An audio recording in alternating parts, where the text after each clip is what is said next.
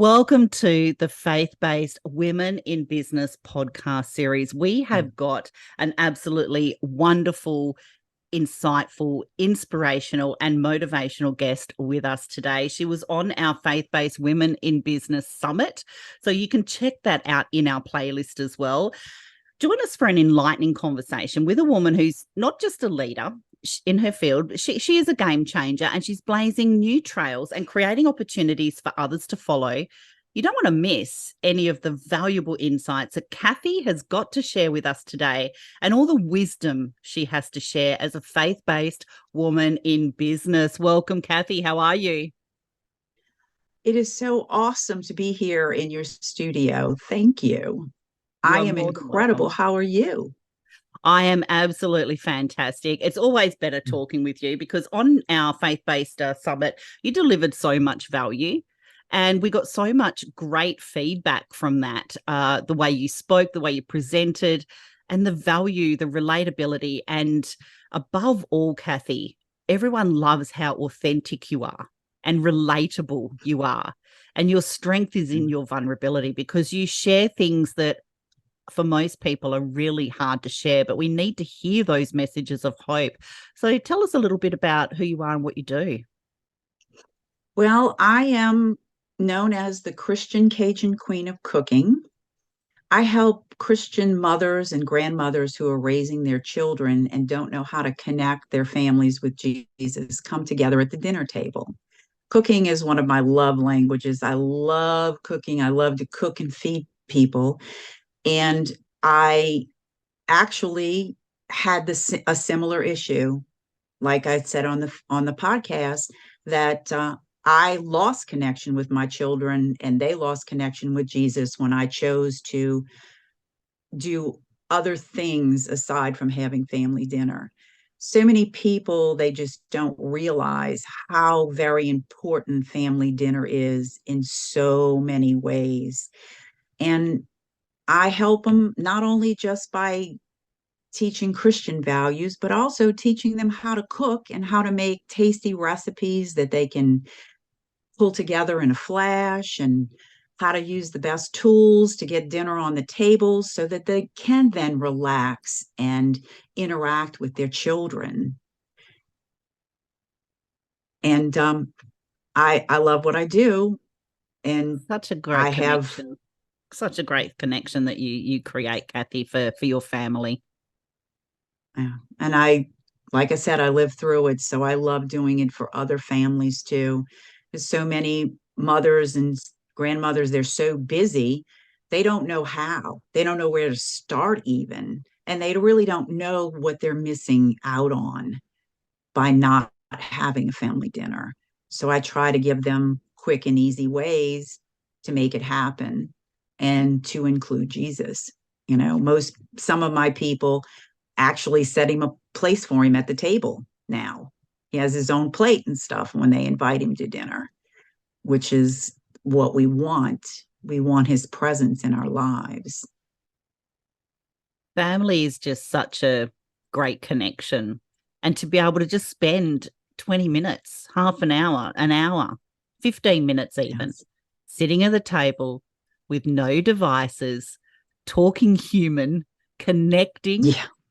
emotionally, talking about values and beliefs in your day and challenges and exciting things. People call it old school, don't they? Yes. Yes, it is. It is old school. It's unfortunate that it's slowly going the way of the dinosaur when the benefits are unbelievable. I mean, you realize when you sit and you're talking and having a conversation with your children over dinner, you're training them. So if they're in later life, if they're at a business dinner, they know how to talk. They know how to keep that conversation going and not end up looking, and table matters, not end up looking like, somebody who just walked in off the street. It's it's so dinner together and is so much more valuable than you even know.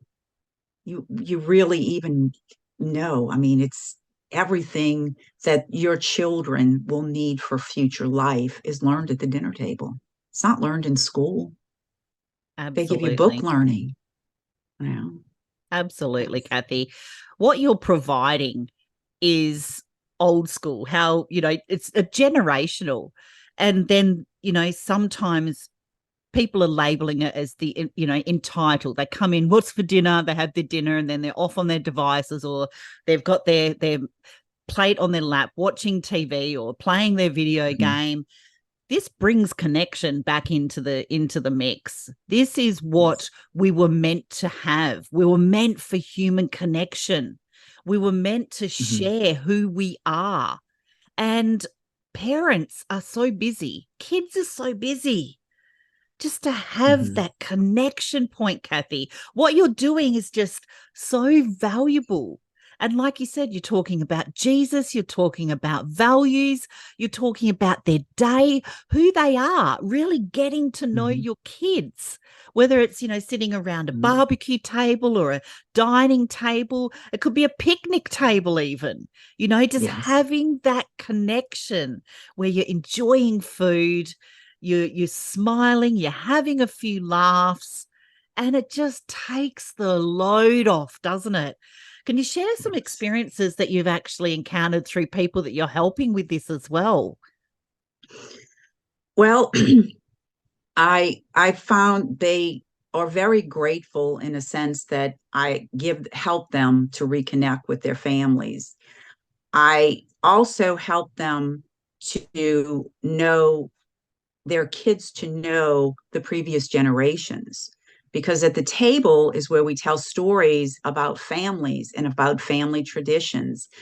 And that's important because, when kids hear that their great grandmother went through the same thing they're going through and she survived, and not only survived, she thrived through it, they know that they can too. They learn where their traditions are coming from. And the people I'm working with, they're telling me that they're actually are growing closer, and that they know more about their kids. And not only that they know about their kids, they know about their kids' friends. Mm-hmm. And when you eat together as a family regularly, and I know, and no matter really what the table looks like, because so many people eat in their car on their way to their activities, taking these kids to the ball games or whatever else they have to do. You just treat the car like a table, and you still take that time to connect and to get off the devices and find out what's going on. And some parents have been surprised by some of the friends that they didn't know their kids had.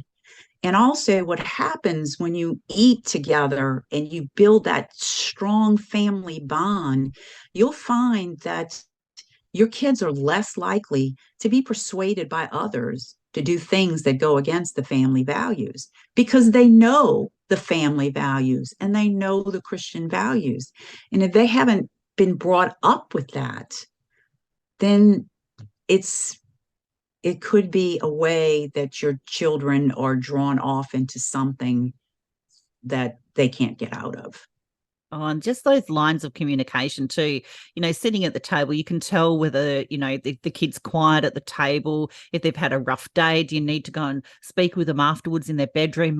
Just connect, make sure Yeah. they're okay. Make sure that they really know that you're there for them and you're noticing if they're going through the highs and the lows, so that Mhm. you can actually connect with them and follow up with them as well. Have a check-in, which is just so important because, in the world of, that we've just come out of with anxiety and depression and things like that, we're able to see those flags when we're sitting there face to face, looking at each other's Mhm. eyes at the dinner table with those values in tow.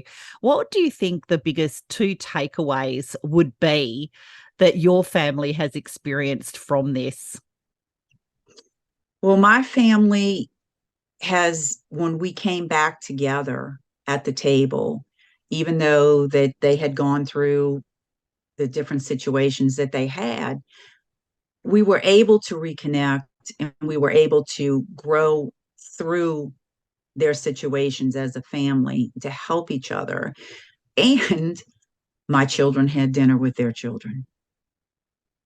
And I'm going to believe that my grandchildren are going to have dinner with their children as time goes through.